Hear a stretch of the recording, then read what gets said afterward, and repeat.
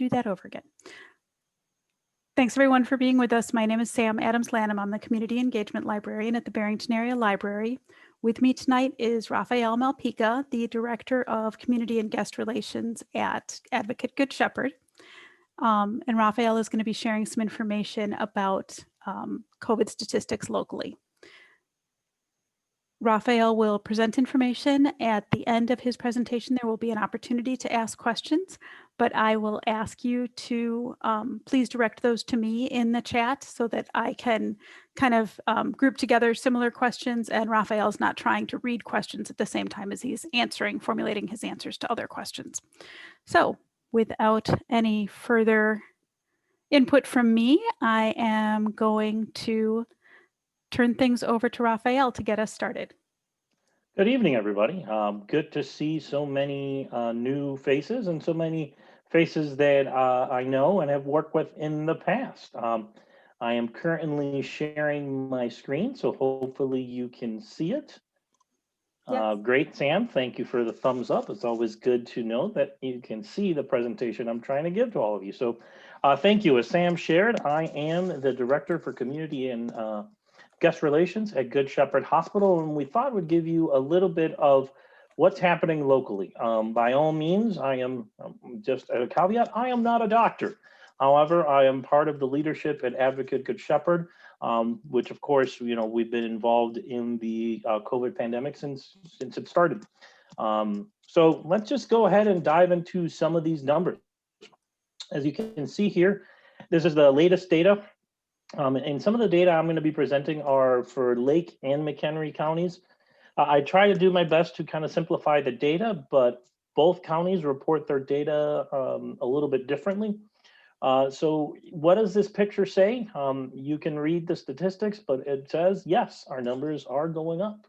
As you can see, the positivity rate is going up. Hospital availability rate has certainly decreased.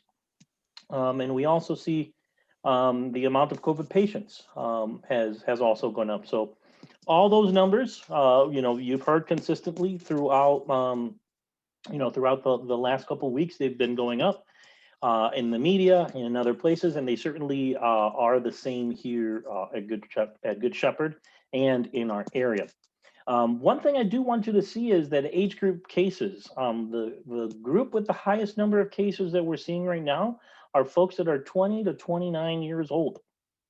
So that has been the group that has been at the highest percentage for a while. And actually, the CDC did a study back in June and August, and determined that 20 to 29 age group is the largest group, not only here locally, not only in our region, not only in our state, but all over the nation, that younger adults are likely to contribute to the community transmission because their rates are higher.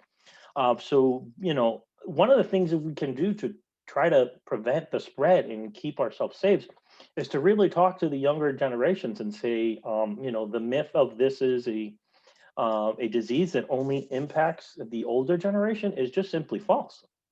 One thing that we can do is to make sure that everybody is doing those things to try to mitigate and maintain safety. So you can see here, even in Chicago, we can see in one specific week, if you include folks that are 18 to 29, those numbers just blow up a whole lot more. So again, that bears fruit here locally as well. So these are the specific cases for those of you who have been keeping track in Lake County. You know these numbers well, but they've continued to go up. These are the most recent numbers I got when I created the presentation last week. So they are as of 12/3. You can see we have 37,376 confirmed cases, 631 deaths, 478,142 tests performed in Lake County, and the recovery rate being 96.7. Recovery rate meaning those folks that contracted the disease and were able to survive. So again, those are Lake County numbers. As I mentioned before, Lake and McHenry County report their numbers a little bit differently.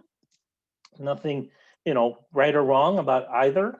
They just do it a little bit differently. So you can see The confirmed cases in McHenry County, because it is a much less dense county, is 13,000. Confirmed deaths of 158. The recovery rate is 98%.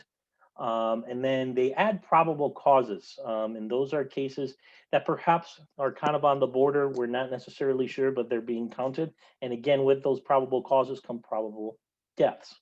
So you can see, and the reason I present those together is when we're talking about COVID-19, we can't necessarily do so in a vacuum.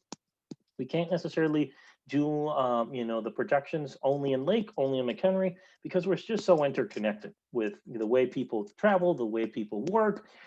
There's just a lot of connectivity between our communities. In fact, those are the communities that we serve. So a lot of the information you will see here as part of our patient service area for Good Shepherd, you'll see both McHenry County and Lake County. One thing that we want to note is how is it impacting different ethnicities? So this is for Lake County. As you can see, the majority of cases happen to impact the Hispanic population, closely followed by white non-Hispanic. So while you might think, hey, those numbers are kind of close, so those folks are about the same percent, the reality is that this number of 11,996 and Hispanic is incredibly alarming when you think that Hispanic only make up about 22 to 23% of the county. So that is why when you're hearing that communities of color are being impacted at a larger rate than others, that's what you're seeing here. And the same is the same here in McHenry County. As you can see, by far, the Hispanic community being the one that is being impacted the most in McHenry County, even if you combine all of the other ethnicities and races. So certainly a concerning trend, something that we have seen at the hospital, something that we have talked about and try to address through a number of different issues, whether it's doing flu shot outreach specifically to Hispanic community, doing in the beginning stages some COVID-19 testing, specifically targeted the Latino community, but also targeting those communities to try to give back with perhaps PPE and other resources, but certainly something that we're seeing and it's true here. And you might be asking yourself, well, why? So why is the Hispanic community being more impacted than others? And I took this from a presentation for a great organization that I happen to be on the board of and the president of, called Mano a Mano Family Resource Center.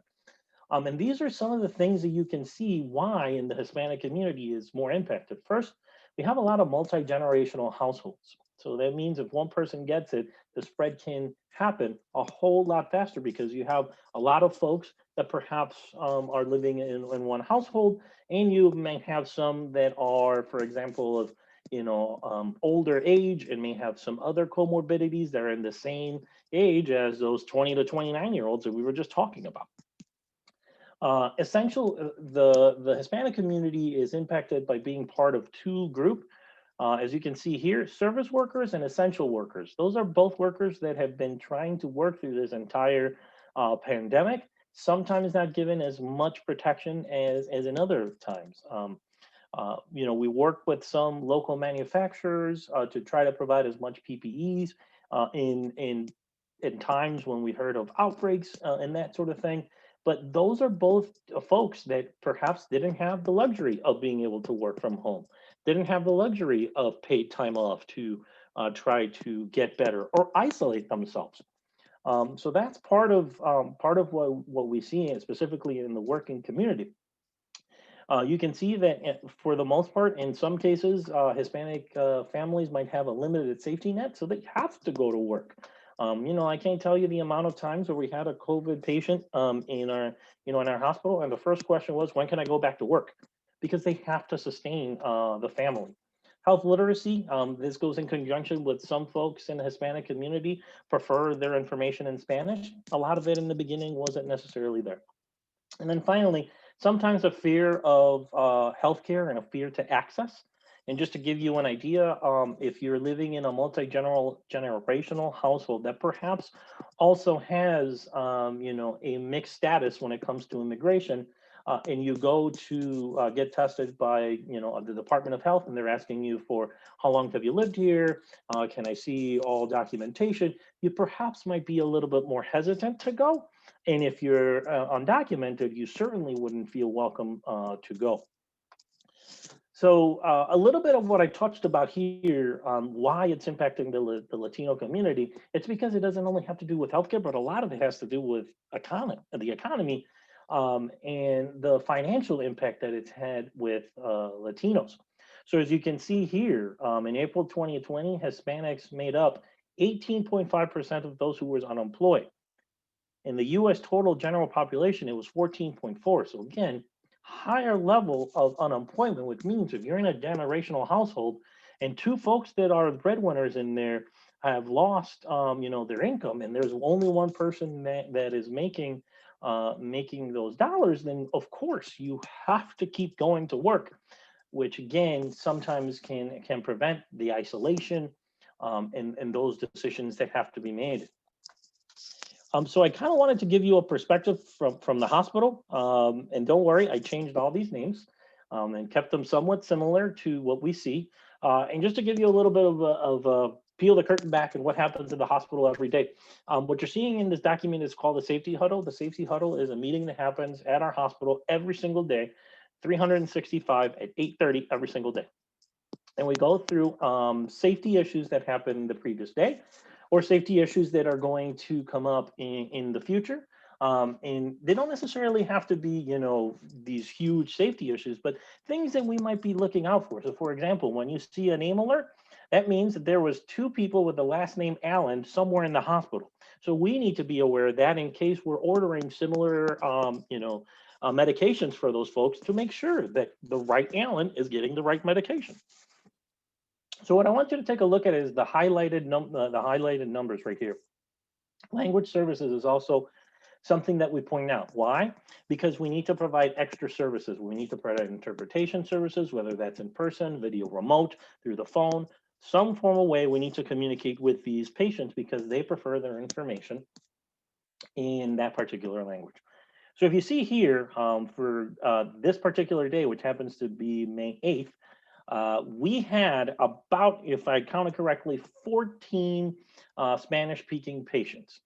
I can tell you on a normal day at Good Shepherd, we have maybe one, two, tops three or four. The fact that we had 14 Spanish speaking patients speaks to the impact that COVID-19 has had on the community. And I want you to note that these is only a number, and a measure of the Spanish speaking patients that were in the hospital. For example, if I were to end up in the hospital, I am Puerto Rican and Hispanic, I prefer my information in English. So I wouldn't have shown up in this report. So at this point, we're only counting Spanish speaking Hispanics, and we're already at 14. So it certainly was the same in Good Shepherd as it was when we talk about all over the nation. So getting a little bit to what's happening right now. What's happening right now in Good Shepherd. And I try to go from a general perspective of what you folks might be interested in hearing about and what's happening locally. So number one, yes, as I mentioned, our numbers are certainly going up. Numbers are higher than in our previous wave when we were talking about in the April and May and March. We've hit, higher peaks. We're currently seeing numbers, in the 30s to 40s, but we're certainly seeing a higher peak than we did in other times. Something that's a little bit different this time around than the last time around is that the number of transfers have decreased. And why is that? The reason is because, in essence, it's hitting all hospitals at the same time. There is a surge pretty much at all hospitals throughout the nation, at least in our area that I'm aware of. So the fact is that we have a lower capacity to take on transfers because we need to make sure that we have enough beds available for our own community. And so that's a little bit different. When we came to the first wave, we were taking transfers specifically from our sister hospitals that were seeing incredible surges. At this point, while we're still taking some here and there, it certainly isn't, it isn't as high as it used to be. Um, we know a little bit more about the virus, so that's good news. Why is that good news? Because people are staying at the hospital less, so our hospital length of stay has decreased. I know that a lot of the talk is about bed availability, how many ventilators, and PPE. You can rest assured that a Good Shepherd right now we're good. In the beginning, PPE was a huge issue. It was something that yes, we used in the past, but certainly not to the extent that we were using it now. So, through some of the things that Advocate Aurora as a system was able to do, we now have a much larger capacity for PPE. But one of the good things is, and I know you've heard some of this in the news, and you say, "Hey, I'm not sure if I can come into the hospital for my knee scope or whatever you needed to get done towards the end of the year." Excuse me. You can. Actually, we currently have no restrictions on elective procedures. We also don't have any restrictions on testing. So if you haven't gotten your mammogram or you haven't gotten, a colonoscopy that you've been waiting on, you can still do that at the hospital. There are a few things, though, that we are not doing at the hospital. That certainly for the folks here, I want you to spread the word because we want to keep people informed. We are not doing community COVID-19 testing at this time. That's something that we were in the beginning thinking of doing, but the reality is when we saw the numbers increase the way that they were going to increase, the folks that we were going to send on the community to do community mobile testing needed to be in-house to treat patients when they were coming in. The other thing is we currently have a no visitor policy with very limited exceptions. Those exceptions being, for example, if you're going to the ER and you happen to have a child with you, a pediatric patient, you can have two guests go with that child. Of course, if you have an inpatient and that inpatient is coming to an end of life situation, we do, certain things here and there. But for the most part, we are under a no visitor policy for inpatients. And also if you're coming in to do some kind of procedure.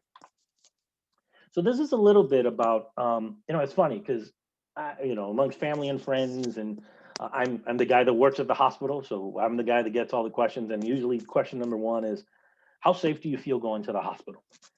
Bar none, I can tell you, it is the safest place I feel going to anywhere during this time. And why is that? Because of all the things you see here. Every single person that goes into the hospital has to be screened. That includes patients, visitors, if we're allowing them, vendors. That includes every single person that is working there to make sure that you don't, we mitigate any of those symptoms. Everybody's wearing a mask, and as a matter of fact, now if I'm a staff member and I'm working with a patient, I also need to wear eye protection. We're social distancing everywhere, and then at the same time, our EVS folks have done an incredible job of enhanced cleaning. And even those folks that haven't done it in the past, for example, one of my departments in the hospital is patient relations. They've stepped up and said, hey, in our waiting areas, if our EVS folks can get there, we're going to step up and we're going to clean as well. So the reality is we know where patients are if they have COVID. We know if you have COVID symptoms where we're going to isolate you. We have so many protocols in place that really it is one of the safest place you can go.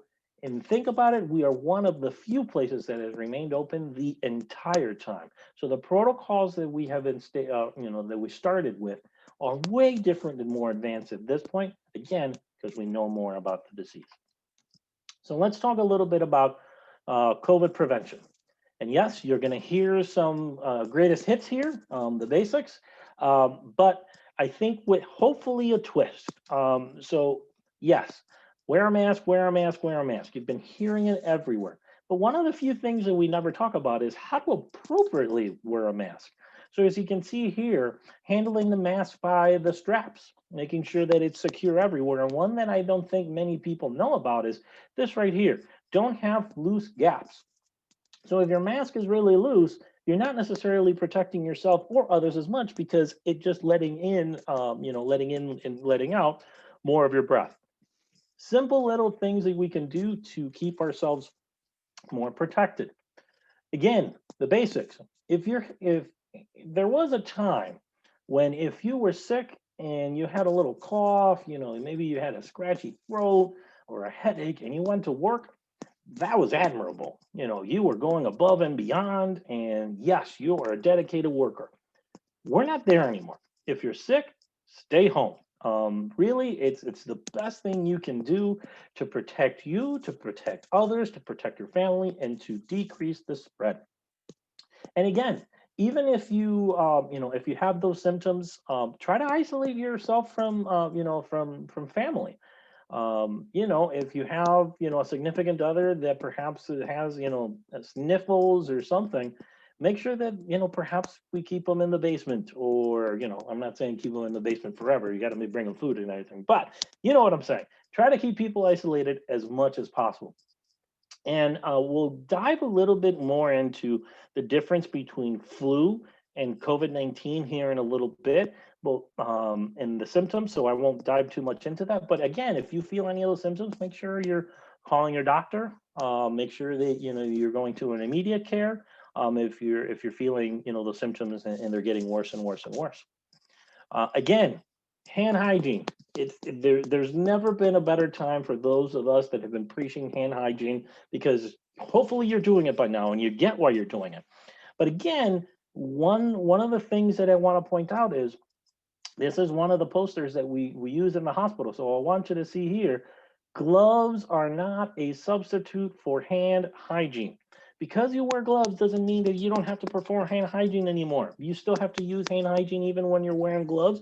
And hopefully you're taking off those gloves fairly often and replacing them with new gloves. So again, there's some folks that feel like, hey, if I put these gloves on, I'm going to be fine. They still get the same germs on them as your hands did. If you're not performing hand hygiene with those, it's basically the same thing. So just make sure that you're paying attention to those little things, like understanding that gloves aren't, you don't have to wash your hands if you're just wearing gloves. Our folks have to wash their hands before they put the gloves on and after they take the gloves off, to make sure that hand hygiene is number one priority.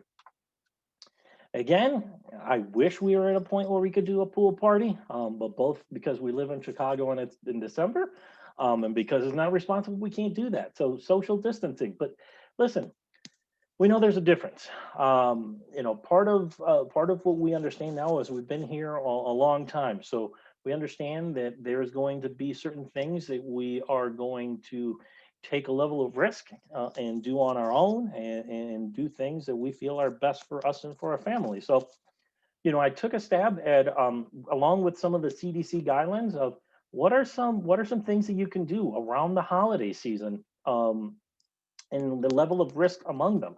So, for example, if you're having a small gathering with the people who are already in your household, that's pretty low risk. If you're sharing traditional family recipes with families and neighbors, via a chat like this, or in other ways, that's fairly low risk. If you're creating meals for perhaps one of your neighbors that doesn't have family around, and you're delivering them with no contact, again, low risk. Shopping online rather than going to the store, but shopping local, because even the local stores still do online shopping and they need our support. Yeah, those sort of things are lower risk. But listen, I understand that there are some folks that are saying enough is enough. So I'm also going to kind of give you some other options on how to perhaps do other things where you can gather with perhaps a larger group.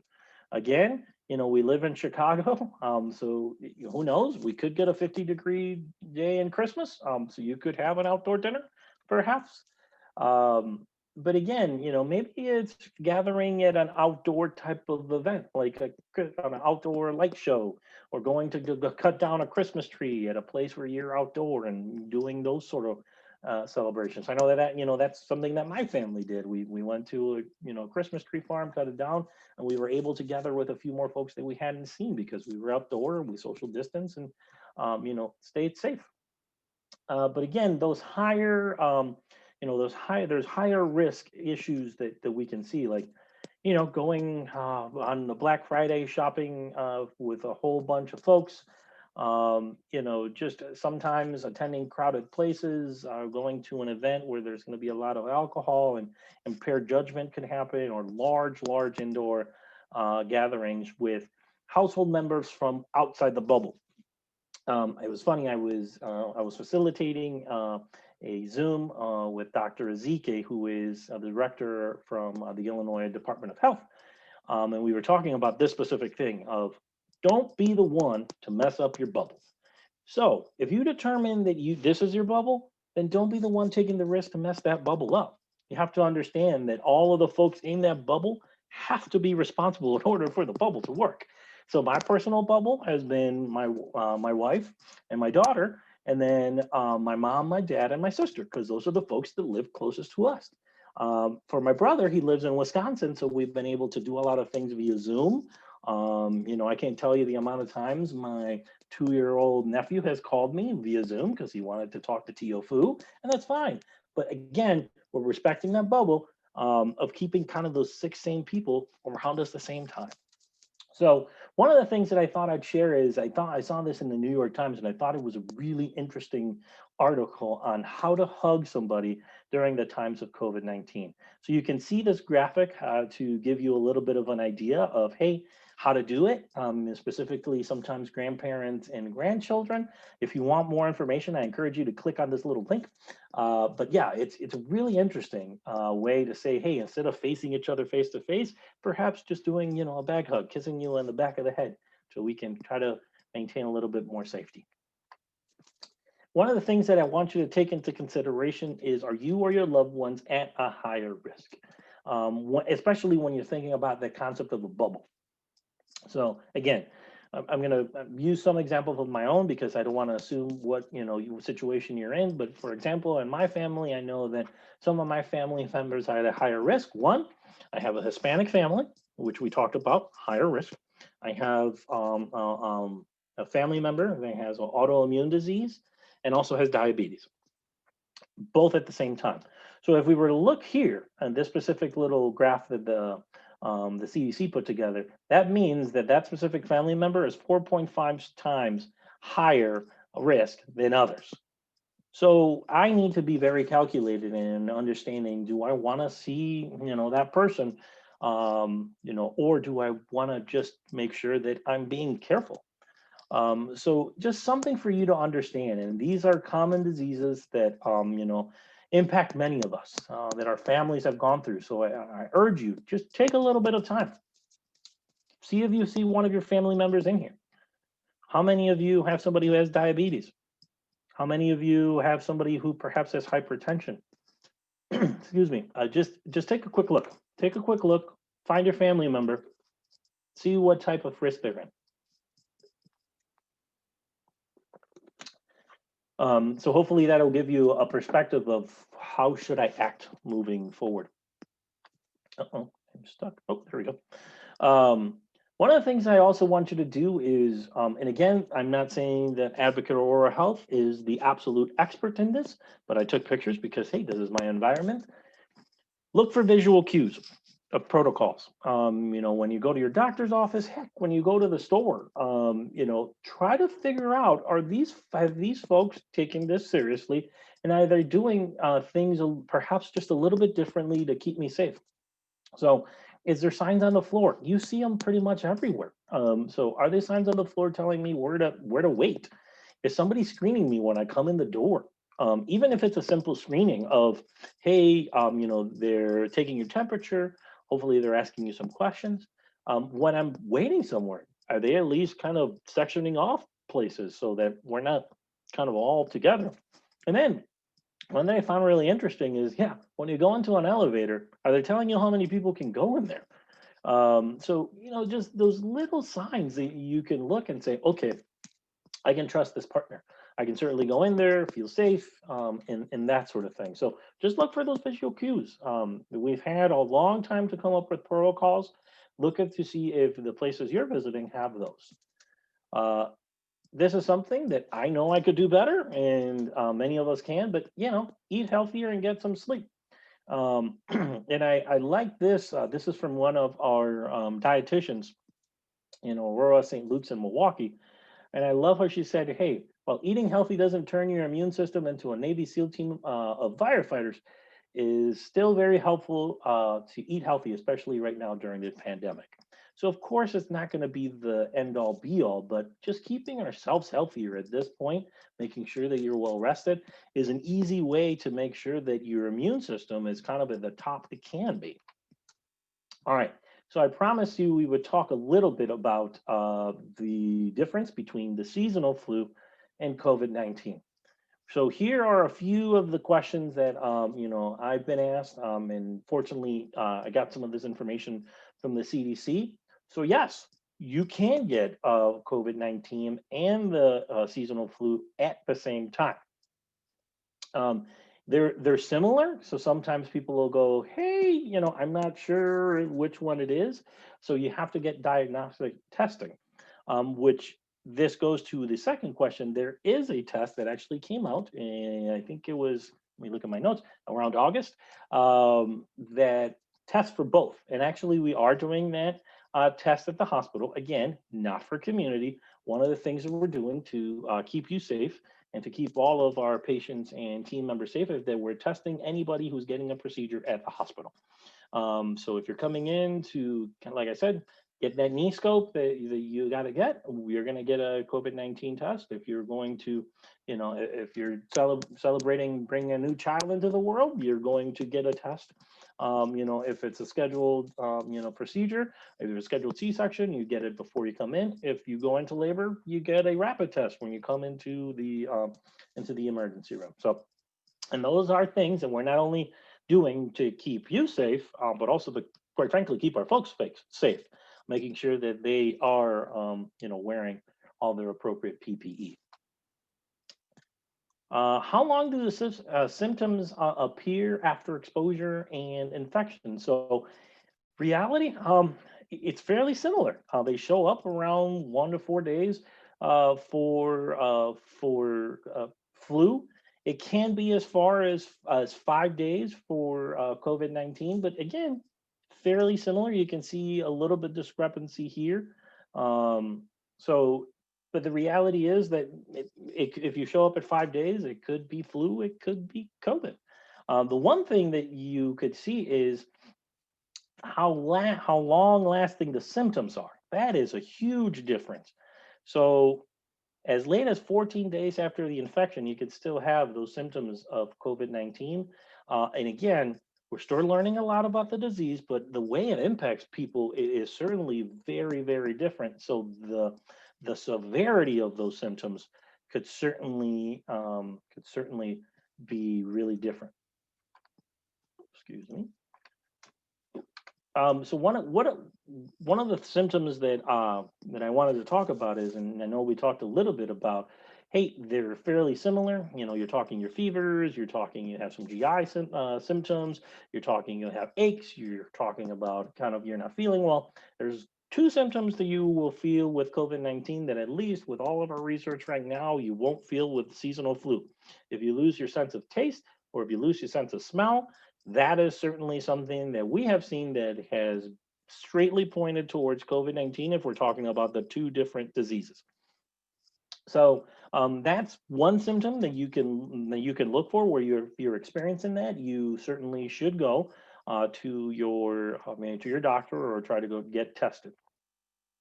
So again, how long can the system can someone spread the virus? Here's the difference between the two, and I'll let you take a quick look here. But again, one of the issues with COVID-19 is that, hey, you can spread it for longer.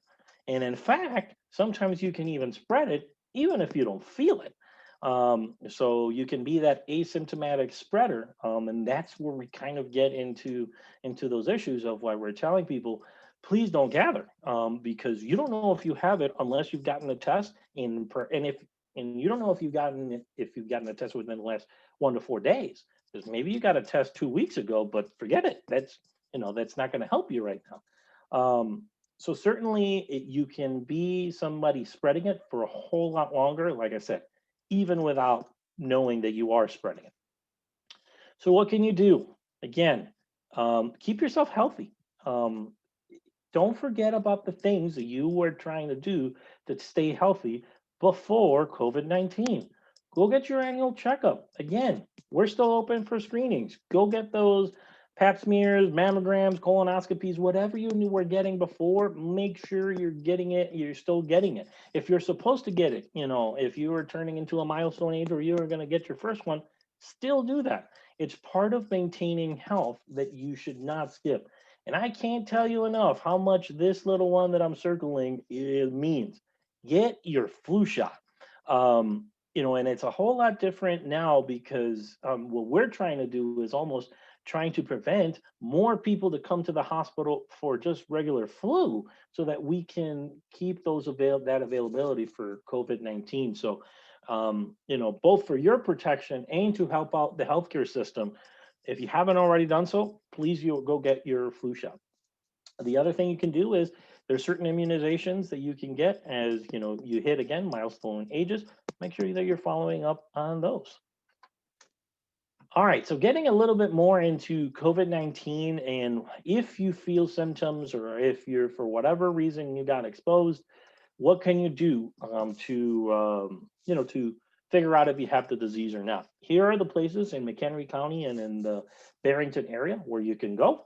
I know that Sam, to each one of the folks that signed up, send a flyer to a community clinic that we were able to set up in conjunction with the Illinois Department of Health and Harper College that took place today.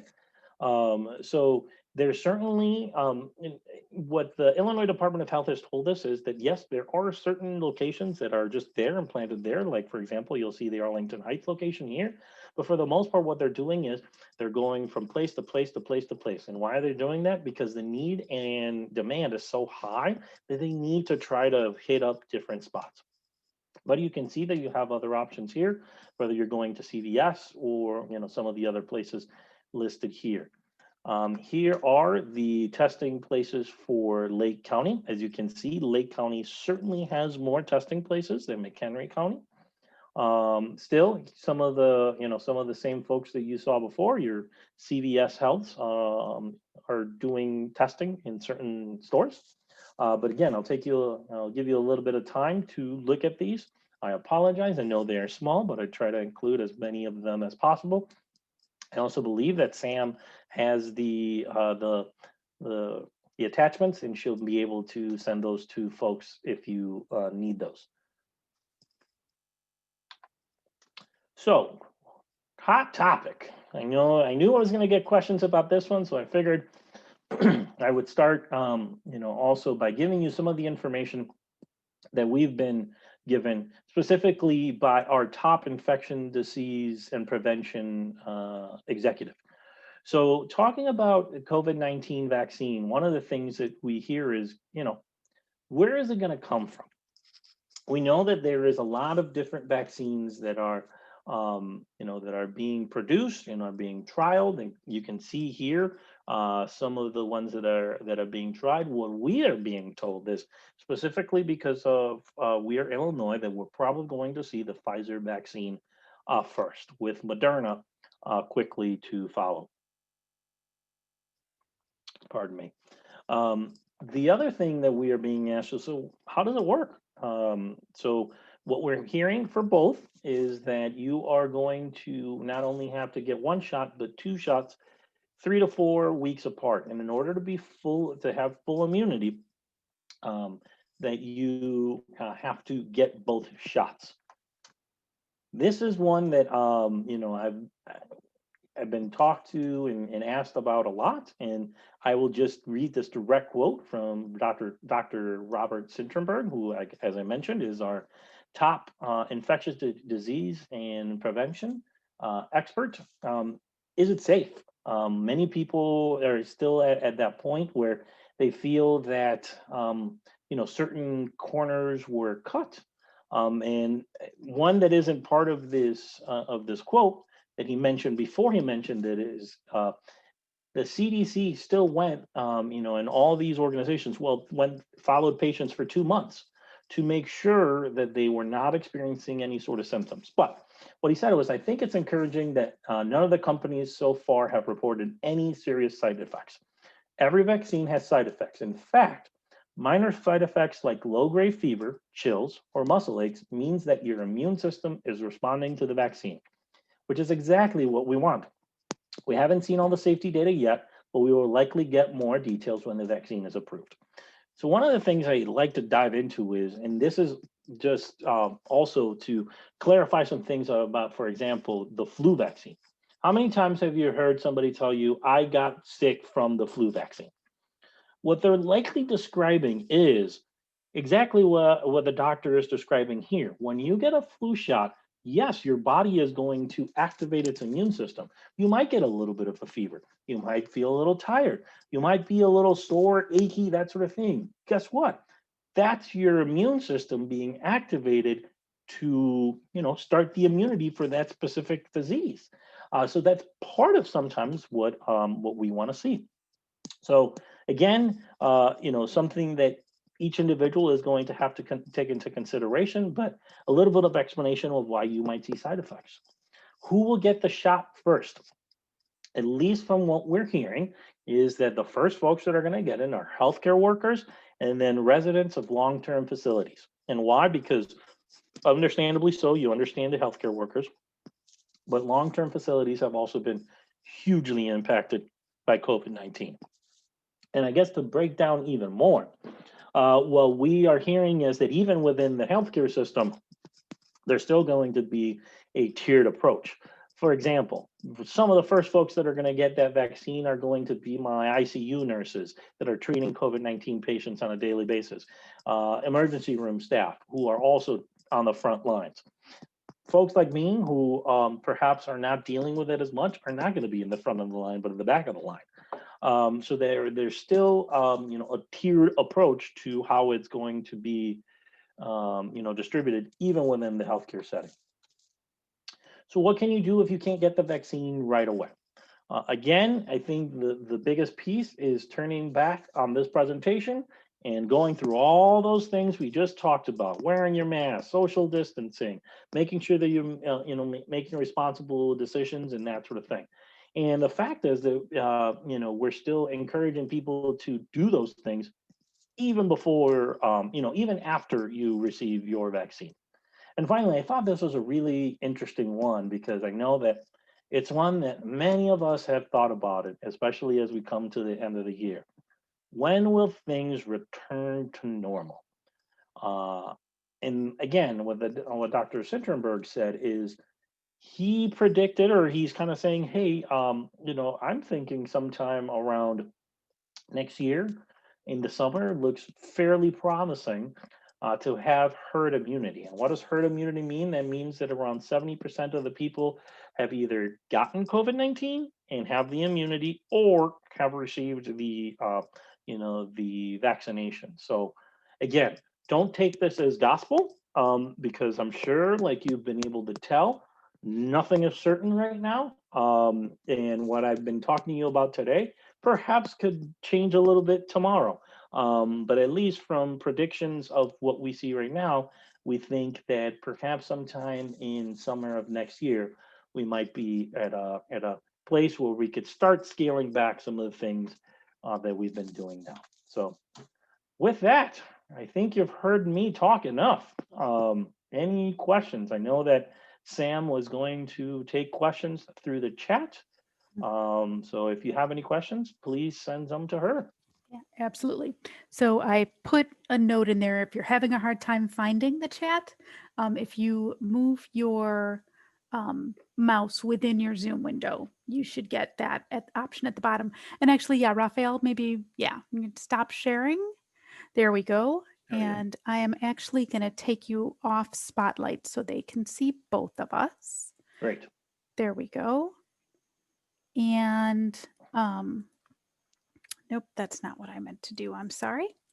So I did have a couple questions that came in as you were speaking. So I've tried to kind of put the ones that I have so far in a little bit of an order, kind of based on when you talked about different things. Yeah. So one of the first things that I was asked was, you mentioned that pediatric patients can have a companion with them if they're in the ER, things like that.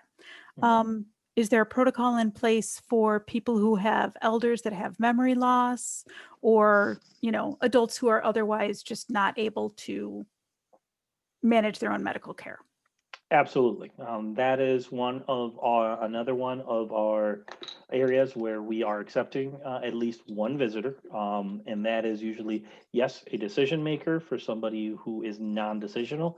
That could mean that they are, have some sort of mental disability where they are not able to make decisions on their own. And could mean somebody who has, taken care of an elderly patient who may have dementia and may not be able to do that. So yes, in those cases, we are allowing one visitor. Okay, great. Thank you very much. I have someone who says, I had to fly recently. Everyone on the plane was good about masks, and I feel fine. Should I go get tested anyway? Hmm. Well, I mean that is completely and utterly up to you.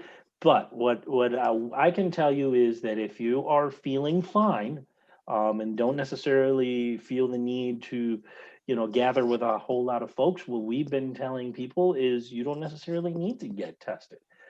There are certainly places where you can go and get tested. Like, you're going to have to sometimes pay for those tests. But the advice, at least, that some of the folks that have been advising us is if you're feeling fine, you don't necessarily need to don't need to get tested. If one thing you can do, if possible, is isolate yourself for say 10 days, and you don't necessarily interact with the folks that you perhaps could have been interacting with. And I'll give you a perfect example. I had to go to Milwaukee for work function. When I came back, I was that guy in the bubble that had broken the bubble. So what I did was I isolated myself for 10 days and I did not see my family member who has those autoimmune diseases. Why? Because I wasn't feeling anything. To your point, I wasn't sure. I didn't want to risk it. So that's what I did. Okay, thank you very much. Um, some of these next ones may jump around a little bit. I'm not sure exactly where they'd slot in. But um, you pointed out before that we've seen the numbers going up recently, right? Mhm. All those charts. Any insights into why that is? Sure. Um, Honestly, this is one that I'm going to quote or take Dr. Ezekiel's answer when we were having this conversation. Listen, the reality is COVID fatigue is a real thing. Mhm. This is why we're having these conversations right now. We have been stuck inside for a long time. We haven't been able to see our loved ones for a long time. So the reality is that people are getting a little bit more restless and perhaps having riskier behaviors. To that point, so for example, we've had higher numbers than we've had in the last couple of weeks, and we saw an up and we saw a down.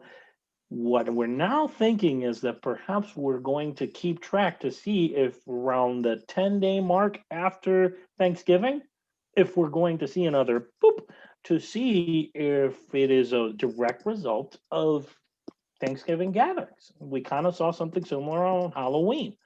And if we see it around Thanksgiving, are we going to see it around Christmas? So that's partially, I think, one of the biggest reasons is that COVID fatigue. It's real. People Yeah. are at this point are tired of kind of trying to do that.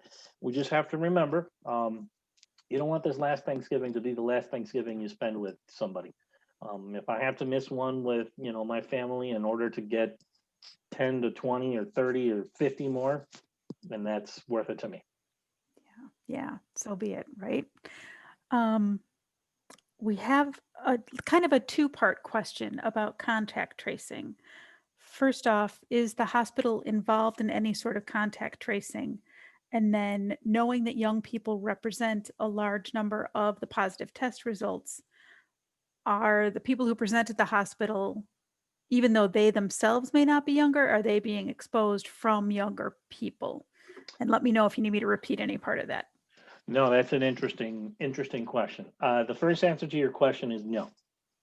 The hospital does not do contact tracing. Contact tracing is done mostly by the departments of health. So what we're doing is we're providing the information to the departments of health who do that contact tracing piece.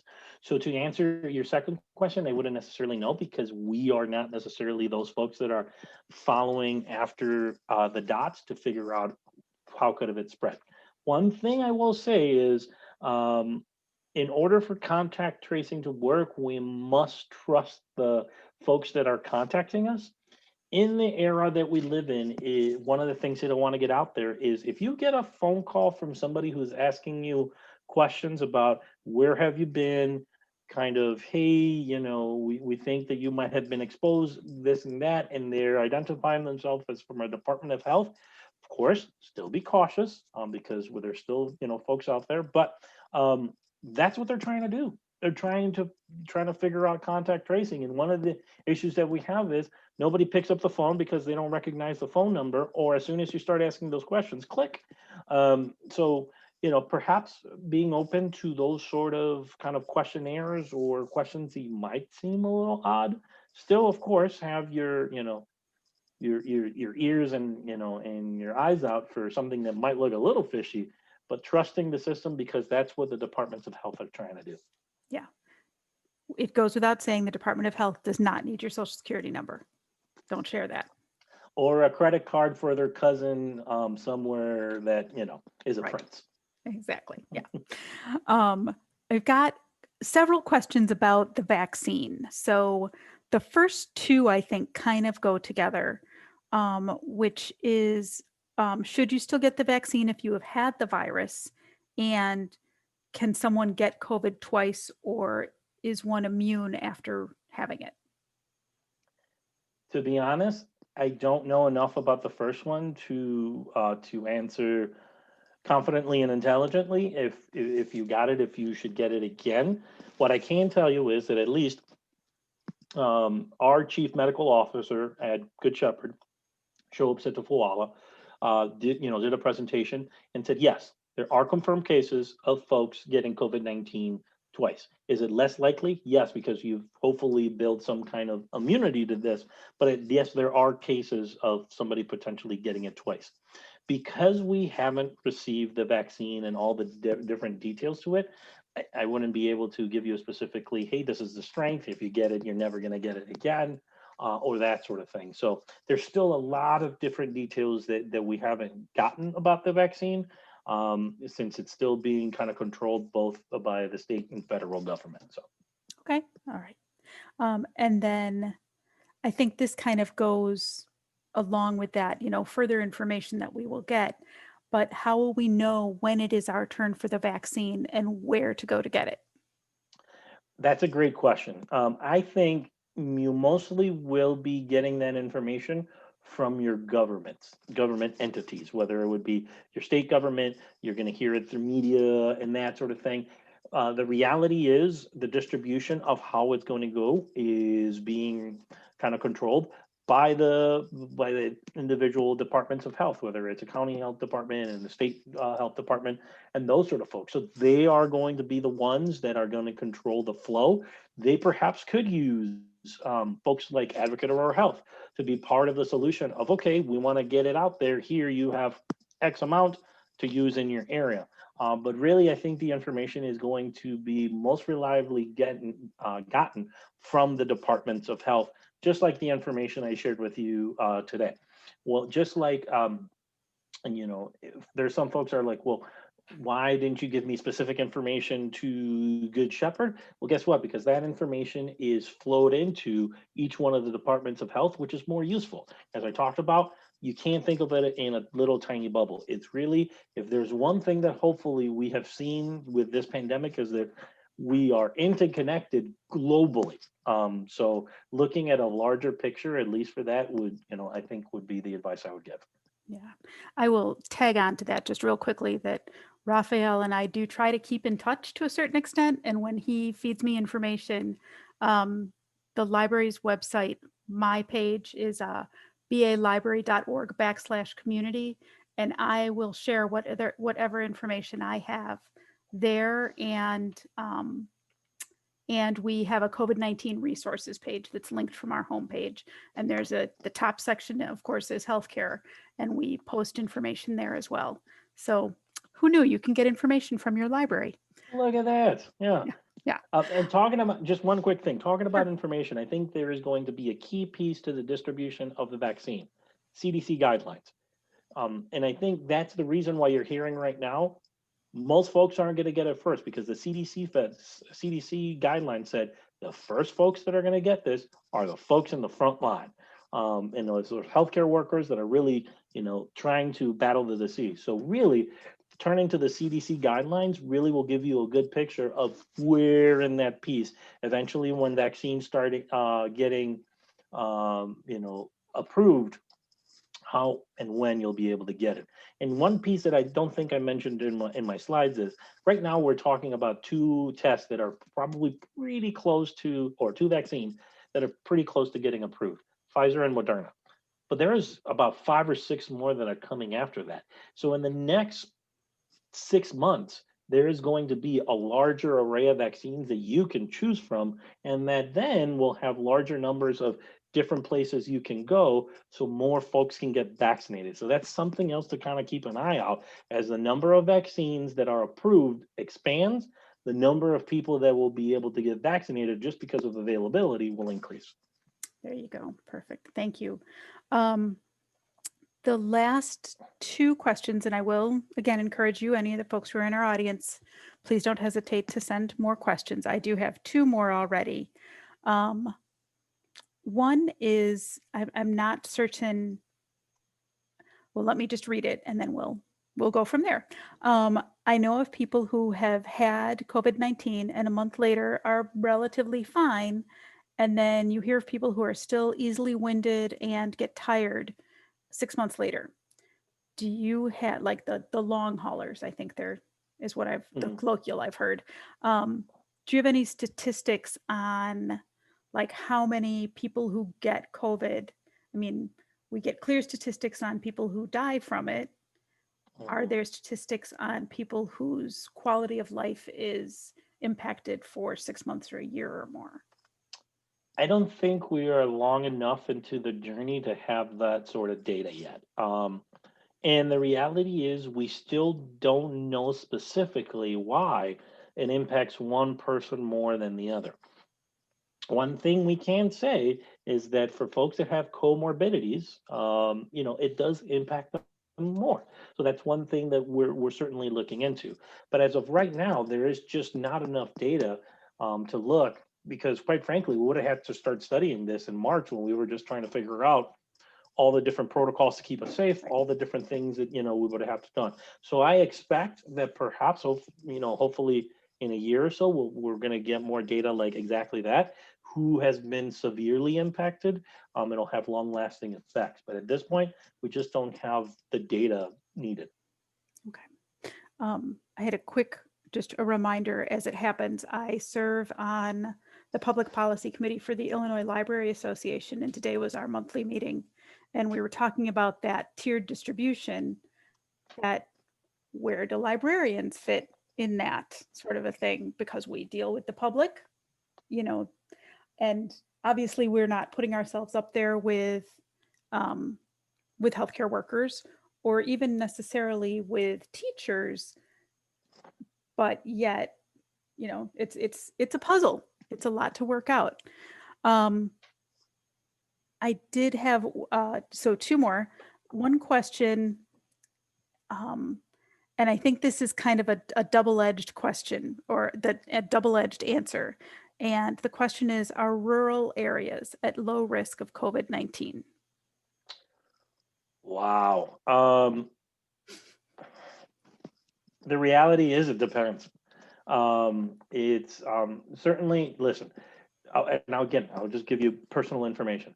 And if somebody, in one of my teams whose son lives in Idaho in a secluded area where he doesn't necessarily come in contact with a whole lot of folks, it's a perfect scenario. You're essentially social distancing in your lifestyle. Therefore, of course, you got to decrease.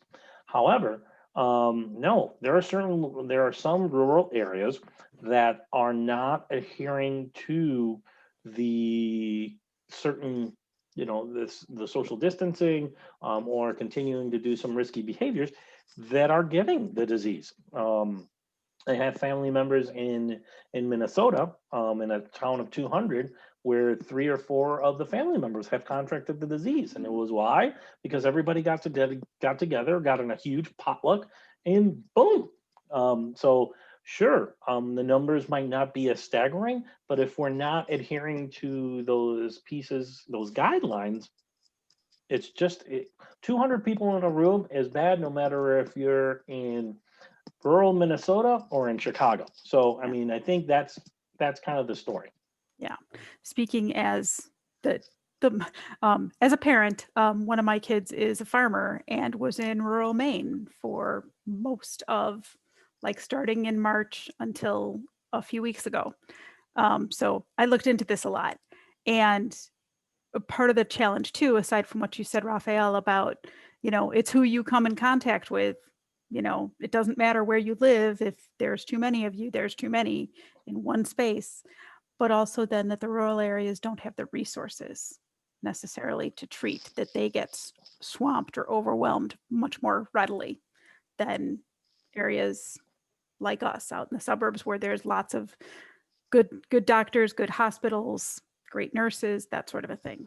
And So that is certainly bearing fruit right now, even in the calls that we're getting from, for transfers. We got a transfers for somebody, and a request for a transfer, and somebody in Galesburg.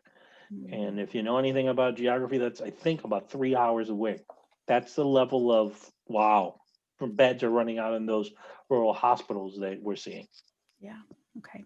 And then this last question was actually something I have not heard of, which is convalescent plasma. Oh, yeah. What is it, and is your system using it?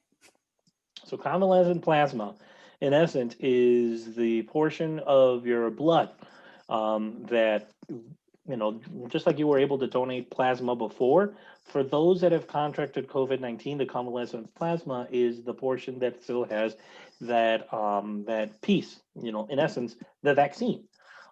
Yes, our system is using it, for patients that perhaps are at a higher risk of getting into deep waters and going into a really severe state. So we're using it. In fact, I think I heard this week we had a breakthrough where actually we started. There were some hospitals that were creating, or some sites that were creating, what I will call, and again, I'm not a doctor, but artificial, synthetic convalescent plasma, and using it on patients that were sick to prevent them to getting into that ICU or, intensive care unit. So Severity. keep them, decrease the severity, perhaps keep them at home, where, things might not be as, as bad. The one thing you can do, if any of you folks have had COVID-19, you can donate convalescent plasma with one of our partners, the Red Cross. So if you go to the Red Cross and you go to Red Cross Illinois, there is a way to donate that plasma, and not only us, but other hospital systems are using that plasma to treat patients. Okay. Speaking of keeping people out of the hospital, what if someone does contract COVID-19? It's a mild enough case that they don't need to go to the hospital. We know isolate, that sort of thing. What else should they be doing to help themselves stay as healthy as possible? Sure. One of the things that, again, from our chief medical officer, Dr. Sitapawala, understand that yes, we want you to take care of yourself, isolate. Don't lay in bed for 14 days or 10 days. Make sure that, you're taking walks around, staying as active as you can. Don't go run a marathon, but, stay active so that you can make sure that you're moving, and not harming yourself even more. So that's, small tidbits. Continue to eat healthy, continue to, do the things again that you would be doing to maintain health, even when you've contracted the disease and you need to isolate yourself. Okay. And one question, and again, this may be one, not to cast aspersions on your medical knowledge, but I don't know if you'll be able to answer this. The question is, what percentage of people who have cleared the virus have cleared it through antibodies versus T cells? Oh boy, that one I will definitely not be able to give you an answer. I know that there might be some data out there, but hospital-specific data I haven't been able to find. Certainly something that if you send me that question, Sam, I Okay. can ask some of our top infectious disease folks and some of our top doctors, and perhaps give you a slight answer to it. Okay, I am typing that question right now. And that, I think, is the last one that I've gotten in the chat so far. So folks, this is your like 20-second warning. If you have any other questions that you want to get in there, this is your last chance. Otherwise, we are pretty much, well, we're a few minutes. It's 8:38, but if there are no further questions, thank you very, very much for being with us, Rafael. I certainly have learned a lot today from you. And folks, I will, we're getting a couple thank yous. I Thank you. will, I will share the PowerPoint, a PDF of the PowerPoint that Rafael went through. I will share with you immediately. I have that now. And then once I am able to get the video ready to post, I will post it on the library's YouTube, and I will send out a notice of that as well so that folks know. And before I close this, I just want to make sure that I have this question down properly. So I am going to end recording, but not end the meeting yet. If you want to go, you may. I am going to be typing because apparently I can't copy and paste from the chat here. So thank you all for being with us. Thank you, everybody. Hopefully it was helpful. Stay safe. Happy holidays. And hope to see you, some of those faces I haven't seen in a while soon. So thank you. Thank you.